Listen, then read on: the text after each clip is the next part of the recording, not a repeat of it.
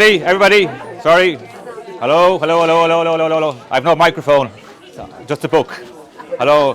So, hello, everybody. You're all very welcome today to the Ennis Bookshop. My name is Fergal O'Dooling. On behalf of myself and Davila and all the team here, you're all very welcome to the launch of Deirdre's book, Trained Puppies, Don't Bite Children. It's a great feat for any author to have a book published. There's a lot of work involved, writing, editing, getting jackets approved, dealing with publishers. So well done on Deirdre and getting the book published. It's been out since I think November, December, yeah. And we tried for launch in March, but we have the launch this evening, and it's a great crowd. So well done in organising all that. And so we're also pleased to have Johnney Flynn here to launch the book for us. And anybody wants a glass of wine or a glass of water, it's there on the way out. And as I said, there's no Paw Patrol here, so you're all fine. And there's sweets here as well for anybody who wants a sweet. So have a good evening, and best luck to Deirdre, and thanks, Johnny. And okay, thanks. Oh yeah. Thank you. I'll get you to stand over here for. Would you mind? Perfect. Thanks a million. Geez, great to see so many people. I know. Well done. Panic. Yeah, fantastic. It's been a great honour to be invited by Deirdre to launch the book. I was reared in a house of book lovers. My late father, Pat, Tim and Grace would have known him, was a great book collector, and we lived in a bungalow and the ceilings were all cracked because all the books were up in the attic. There were so many of them. But we also were a house that had a dog, and this is a fantastic piece of work. Deirdre, we got to know each other at the time that there was the controversy about the dog pound, and I learned very quickly that this is a very independent woman and is very strong-minded with regards to animal welfare. And listening to Deirdre and some of her colleagues in animal welfare, and particularly in dog welfare, we got involved in trying to upgrade the dog pound, which was in very, very bad state. But without Deirdre's work and her drive, that wouldn't have happened. So there was a significant amount of money spent by Clare County Council in improving the standard of care and the quality of the accommodation out in the dog pound. And it was something that I was delighted to learn about. I didn't know the condition it was in. I didn't understand the needs of these very vulnerable animals that were located out there. So Deirdre has done fantastic work in animal welfare for the whole county, not just for the town. And then when we were fortunate enough, Catherine and I got a lovely cavachon for during the COVID period, and Deirdre is looking after our little fella's needs. So I suppose it must be amazingly proud day for Tim and Grace, your parents, and for your daughters, for your sister who's come from London, and your aunt who's come down from Galway, and your brother who's here as well. It's a huge event to get a book published, and particularly one that I think certainly my wife has all the proper chapters that she wants me to read most on. I've dipped in and out of it, but Deirdre's experience, at the age of 21, qualified in microbiology degree. I think you started your business when you were 22, if not 23, and you bought your first house when you were 25, and you've had two beautiful daughters. You're a mother, and now you've created a fantastic piece of information. What I like about it is, and I won't steal from your story of your parenting, the parenting book where you saw the tips, but the format is fantastic. The illustrations by your friend Nicole are brilliant. They show the dogs, they're all very happy, even when they've had a bit of a misfortune in toileting training, still smiling. But it's a beautiful document, and the format of it is brilliant. And I must say, you've done a great job in pulling your expertise, which you've gained over the years, particularly influenced by the world-renowned John Madison. That you trained with, and that you did training of animals and their companions. Mm-hmm. So I've learned from this anyway that our dog is an animal companion. It's not just a pet, and it's a different way of thinking. Animals are sentient beings. They think and they feel, and it's so important to get the understanding and the knowledge and expertise that Deirdre has put into this book, into how we deal with them and live along beside them. So well done, Deirdre, and thank you. It was a real honour to be invited here this evening to speak. So proud as an Ennis man for an Ennis woman to produce such an important document. So thank you and well done, Deirdre. Johnny. Yeah. Thank you, Johnny. Far too nice. Right, Johnny might be able to go naked, but I have cards. He's got a better experience. Oh, do you? Okay, I feel better. So that was far too generous introduction, Johnny. Thank you very much, and thank you so much for taking the time to come out tonight. And thank you to all you. I'm gobsmacked with so many people here, and really privileged and delighted. So that's my first bit of advice gone. Talk slowly. We'll put that down because that's not going to happen. So I'm going to give you just I'm not going to go on forever. I'm going to give you a tiny bit of background about me. I'm going to read 3 of my favourite chapters of my book. Luckily, the chapters are very concise, so don't worry. What? 2 pages long. Yeah, no, they're very short, don't worry. So a lot of you know my history already. As Johnny mentioned, I did a degree in microbiology in NUIG. My plan was to go and save all the dolphins and whales and the whole lot and do biology, but unfortunately I got a bit squeamish about the whole dissection, and the Latin wasn't that much fun either. So I took an easier route and did microbiology, which is a bit of a cop-out, to be honest. But anyway, I can still say I have a science degree. So, but I did leave college then kind of a bit of a flummox because I had no interest in being a scientist. I knew I wanted to be doing something a bit more outdoorsy and with animals. I always had a really strong love of animals. So then that drove me towards being a vet nurse. So I thought, great, wonderful, 20 years ago, wonderful career to have, be a vet nurse. So I went and was a vet nurse for a day. Not many people know that. So, so off up to Dublin to be a vet nurse, got a great job. I got the experience on the side. I was signed up to the course. And it had absolutely nothing to do with the fact that you had to do what the vet said. That had nothing to do with me not liking it, nothing at all. It was just, didn't like Dublin. Yeah. So did that for a day, and I had 2 kind of important conversations with people that day. So I spoke to the vet, one of the female vets there, and she was like, she kind of could have sensed that I maybe wasn't that comfortable with what I was doing, not that happy. And she was like, well, what animal do you love? What animal are you really passionate about? What's your drive and your dream to work with what animal? And we had this in-depth conversation. And then on the train home, I spoke to someone on the train. Rarely speak to someone on the train because who talks to people on trains anymore? But had this conversation, really good conversation with this woman on the train. And again, I don't know why, we just ended up having this really deep conversation. And I said that I'd come up to do this job and I didn't like it and I didn't know what to do. And again, she was like, what's in your heart? What you really want to do? And I told her what animal I adored and how I really wanted to work with this animal and how I felt I'd made the wrong decision. And I went home, 100% convinced that I wasn't going back to Dublin, number one. So I had to ring them and pretend I had a cold. And follow up with a letter of resignation. And then off to the Yellow Pages to find, this brilliant career with this animal that I adored.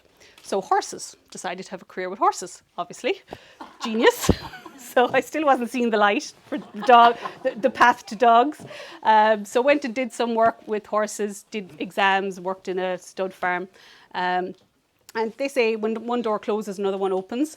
So I failed my last exam with the British Horse Society, which I was devastated about at the time. And I think when you're young, it can be easy to take these setbacks hard, because, you've gone and you've studied and you've done the exam, and it can be really hard when it doesn't work out the way you do. And I was devastated at the time, but I'm glad now because I think I came to the realisation that if you want to work with horses, you need plenty of money behind you. You're always going to be a bit of a dog's body, and I'm sure very, very lucky. Michelle will agree with me there. It's a money pit. So, I said, maybe I'll fall back on the bar work. I'd been working a bit in various different bars and work. Yeah, it took me a while. This is 2 years. So went working in a bar and then decided, I was always enthusiastic about getting the qualifications in whatever career you're in. You need to be upskilling and you need to know what you're doing. So went down to Cork, CIT, and spent 3 years there doing a course in supervisory development. Really good course, learned a lot.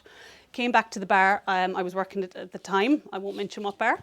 And so I was back. I was the most experienced member of staff. I had all these qualifications, to my name. And there was a new job, a supervisory role became available. And I was sure I was a dead cert. I had 3 years experience. I'd done the course. And another person got the job who had no experience, no qualifications, but he was a man, so he got the job. So I'm sure that's never happened since and will probably never happen again. So I'm going to look at that as a positive experience as well, because I was not a happy camper, as you can imagine. I'd say furious would have described my temper, but it veered me away from bar work, which I'm glad, because it's a very time-consuming job to be in. And then I have to thank someone called Pint Bottle Peter, who changed my destiny. Pint Bottle Peter. He was a regular in the bar that I worked in, and he was listening to me moan and groan about the fact that I had no direction in my life. My career was in bits, didn't know where to go, what to do. And he said, right, to shut you up, we'll go through the alphabet and I'll just throw out, chosen careers and maybe one will stick. So he started going through A, B, C, D, and he came to dog groomer. And I was like, my interest was piqued a tiny little bit, but at the same time I was like, I thought it was poodles and nails and fluff and colouring and all that kind of stuff. And it wasn't really that well known as a career back then. So, and of course my mother had suggested many times to do it, so that was obviously a reason not to do it. So, but then I thought, what do I have to lose? There's, nothing else going on, so pulled out the yellow pages again, the trusty yellow pages back then, that's all you had. And found a groomer in Limerick who was running courses, and they happened to be a 3-week course. And so I said, what do I have to lose? I'll go and do this 3-week course and see what happens, and keep working in the pub at the time. And it happens I loved it. He was a great teacher, and loved the job, and that's what brought me into, finally, grooming.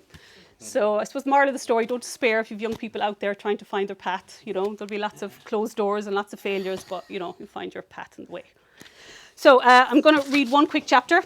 The other 2 little bits I have to say are much shorter, so don't worry.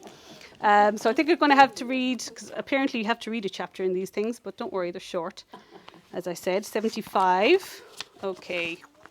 So this one is actually inspired by John Rogerson, who Johnney mentioned earlier on, who I'll mention in the next thing. He was a real mentor of mine when I talk about trading now in a minute. So keep jackpots in the mix. I'm going to have a drink first because my mouth's gone all dry. Okay, did you know gambling is similar to dog training? Let me explain how they are by telling you my whole roast chicken story, which I tell in my training classes. Imagine the scene. Your dog is 18 months old and is generally very well behaved and obedient. You are finishing a long walk at the beach and walking back towards the pier, and suddenly a van opens and 8 labradoodles run frolicking and playing down to the surf, right in front of your off-leash dog. He takes in the sight with wide, excitable eyes, and not believing his luck, takes off at speed to join in the chaos. You don't react for several seconds, so unexpected is the scene, but then you jolt yourself back to reality and holler, "Oscar, come here!" The sight in front of you is one to behold. Oscar has almost reached the surf party, but upon hearing your command, skids to a halt, sand and surf thrown in a halo around him, he spins around, feet rooted to the spot, and races at top speed back to your side. So what should your response be? Should you put him back on a lead and put him back in the car? Should you give out to him for running away in the first place? Or should you tell him he's a good boy and give him a pat on the head? Neither of these responses is correct, but the third is nearest to the correct answer. The reward here should justify the amazing recall your dog just did. Faced with the prospect of a sea and surf party with a pack of manic labradoodles, he chose you. So you need to acknowledge that and react to that in a way so that he keeps choosing you. So you must immediately, without delay, produce from behind your back a whole roast chicken with the bones removed and present it to your dog. Do you think now he's likely to want to repeat this amazing recall? Most definitely, because you've now introduced the element of surprise of jackpotting into your training. He will strive to do better and work harder in order to receive that wonderful jackpot again. Now, unfortunately, we are sometimes ill-prepared for that wonderful response we get from our dog. It may not be recall, but maybe he sat calmly at your side while you enjoyed a coffee, or he did a full walk without pulling on the lead, or resisted jumping up and visiting kids. You can jackpot with your emotional response, physical response, an extra exciting game, or multiple treats. Be inventive and exciting, and your dog will become addicted to training, like how a gambler gets addicted to the high of the jackpot win in the casino. Yay! One down. By the way, I picked the 3 best ones, so the rest of the book is really boring. This gets you to buy it, and then you'll be bitterly disappointed. Okay, so training. So got into the grooming, still love it. There's not a lot to it, but I still love it.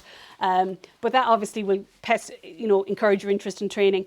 And we didn't really have dogs growing up, but I got involved in kind of neighbours' dogs and dogs that were attached to bars that I work in. And my first dog I got an interest in, I suppose, was in the 1 mile, Harvey, a little big Rottweiler, who was just left out in the yard. He was a guard dog, you know, he was just doing his purpose, fulfilling his purpose, but he wouldn't have gotten walked or got much attention. So I started wanting to bring him out. And I remember the day I brought him out, I think I had about 3 different leads on him, a head collar, 2 or 3 leads. And he just literally, the staff came out to laugh at me. He literally dragged me up the road and they were just like, this is hilarious. And he was a challenge. Anytime he got loose, he would, you know, try and go back to the house of the people who had once owned him. So we'd no relationship to start with. And I knew nothing about training at this stage, but I just knew that, had this instinct that this dog needed more in his life, you know, that stuck in a yard all day wasn't a life for a dog. So I would take him out on long lines and let him have walks in the pitch and putt course there at the back of the 1 mile. And, you know, just spend time with him, watching him, playing with him, touching him. We built up a fantastic bond. He used to come into the back of the pub when I was working and I felt safe that he was there. For a finish, I could walk. He wouldn't do it now, he wouldn't get away with it, but you could walk, you know, a 3 mile kilometre around the 1 mile and he would be just off lead beside me. He just wouldn't bother any dog, any people. He would come back the second you asked him. He was an absolute angel. So on the back of him, I thought, well, you know, training is easy. You know, I didn't even do any training and this dog he's like amazing. He absolutely adores me. And I'll always remember the high as well of, you know, when you have a dog that powerful, that strong, and that he's so utterly devoted to you. Off lead, he would walk through fire for you. And that's why we all have dogs, because, you know, we're blessed that they give us that loyalty and that devotion. And a lot of the time we don't deserve it, unfortunately. But I remember just feeling really strong sense of empowerment, you know, having a dog like that off lead who would just do whatever you wanted. So I thought this was going to be easy, this whole training lark. And then I got my next dog, Oscar. And, you know, that changed everything. So he was a challenge. He liked to hump every other dog. He jumped up on everyone. He ran away at every opportunity he could, you know. But he was a good dog and he taught me a lot. He taught me an awful lot. Oscar, yeah, he was our dog. He was very bold. You don't remember the boldness. He was bold. So enter John Rogerson, that Johnny, he sadly passed away early in January, and I brought him over here on 3 separate occasions, so some of you might have done courses with him in the past. He was an absolute genius with dogs, and I did courses in Battersea and in Dogs Trust with him, and it culminated with a 3-week course in Battersea, London, which was a wonderful experience. And after that, then he asked me to be an associate, which I was so thrilled about. So he was one of 6 people in the world, really, who would assist him on courses and help him with his case studies and all that. And at the time, I hadn't even owned a dog. I was taking out Oscar at the time and messing around with him, and I was a groomer, but I hadn't owned a dog at the time. So he really gave me the confidence and the push to go, and he said, you know, go and do it, go and help people with their dogs. So I continued going over and back with him. And one big thing about John Rogerson, he always said, go and get dogs, go into the rescues, take a dog out, foster a dog, get your hands on dogs, because you're not going to learn this stuff in a book. Oh, I shouldn't be saying that. You will learn it. Damn it. You learn some of it in a book, But yes, at the end of the day, you have to go and get your hands on a dog and they will teach you. Damn it. Sorry, Fergal will kill me for that one. Yeah. So yes, you can learn a certain amount in the book, but you know, you do have to get your hands on a dog. And he encouraged me to start actually taking dogs from the pound so I could rescue them, but also so I could learn from them. And other people in the town would have started little rescues on the back of that as well. So we really do have a lot to thank him for. And he sadly passed away quite suddenly there in early December. So I'll always be grateful for him. I mentioned him there at the start of my book. So next chapter, I told you it would be quicker. 133 for anyone who wants to follow along. Page 133. Oh yeah, that one was the first one. Okay, this is give dogs meaningful jobs. A busy dog is a happy dog, like kids, eh? Many people will comment on how well-behaved and calm dogs such as guide dogs, assistant dogs or therapy dogs are. And yes, in most cases they will have been brought up correctly with a good temperament and good training. But the dogs are also doing a job and using their brains. Dogs want to be useful and productive. We have selectively bred many of them to fulfill a need in our lives. We expect collies to herd sheep. We want German shepherds to guard our premises, and we want spaniels to flush and retrieve game. In a pet home, they have little opportunity to fulfill these needs.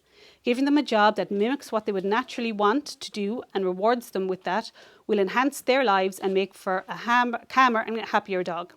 Examples may be getting your spaniel to retrieve your mail, allowing your setter some free time chasing birds on the beach, or rewarding your Jack Russell with a squeaky toy mouse. Or better still, allow them to catch some real vermin. Squeamish, I know, but they love it. My dogs must carry their toys in their mouths on the walk after we have finished playing with them. They will sometimes drop them to smell something interesting, and I have to send them back to collect ones they have forgotten. But this job keeps them out of trouble, gives them a focus and a purpose which they really enjoy. On a walk recently, I met a man with a Jack Russell Terrier off lead. The terrier was carrying a large stick and he passed by my dogs showing no interest and not engaging. This was a perfect scenario for me, as I do not allow my dogs to meet strange dogs on a walk. But later on we passed the same man and the terrier, but this time the terrier had no stick in his mouth. Upon seeing us, he immediately started barking and charging towards us. The owner was nowhere in sight, and after the dog made his point, he ran off to rejoin the owner. This owner was totally oblivious to the drastic change in the dog's behaviour when he simply had a job to do on the walk. I'm going to stop that one there because it gets a bit complicated. So yeah, just a good one that kind of illustrates if we give dogs something to do, it's going to make them a lot happier. Yeah, really, really makes a difference. So just a few thank yous before my last little chapter. Thank you to these little divils down here, I suppose, because I wouldn't have written the book if I potentially hadn't met them, or made them, I suppose. Thanks to all my family and friends for being so supportive, especially Martina, Marissa and Marie O'Byrne, who can't be here tonight. Marie is terrified of dogs, absolutely hates them. But despite this, every time I meet her, even if I was going through a drought and hadn't written in months, she's like, how's the book coming along? How's the book coming along? Without fail. So it was great to have friends like that who will really get behind you and ask you and push you to do it. Thanks a million to all my customers. I'm so lucky to have so many loyal and wonderful customers that are still with me. Some customers from 20 years ago, so very grateful. The businesses of the town, the likes of the Barrys and the Lindas, and all the businesses in the town, the pet shops, the vets who've been giving out my number for 20 years really makes a difference, and I want to thank you all. Nicola Maloney, who can't be here tonight, who did such beautiful illustrations, be lost without her.